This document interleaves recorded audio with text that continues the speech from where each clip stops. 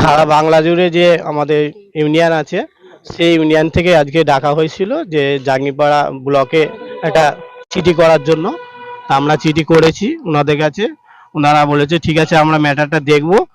এখন পরিবহন দপ্তরেও চিঠি দেওয়া হয়েছে, বিভিন্ন দপ্তরেও দেওয়া হয়েছে। আমরা এখন বর্তমানে যত টোটো আছে সবাইকে নিয়ে একভাবে কিভাবে চলবো না চলবো সেটা যেন সরকার সুবিধা অসুবিধা আমাদের দেখবে। বা এই যে রেজিস্ট্রেশনের যা দাবি করেছে ওই দাবি আমরা কোনো প্রকারে মেনে নিতে পারছি না, যার জন্য ডেপুটেশন জমা দেওয়া হয়েছে। আমাদের ওইটা 100 টাকা বাধ্যতামূলক করতে হবে এবং আমাদের ইউনিয়নের হ্যাঁ ঠিক, কিন্তু রাজ্য সরকার যে টাকাটা ধার্য ডেপুটেশন দিতে সেই রকম অবস্থা।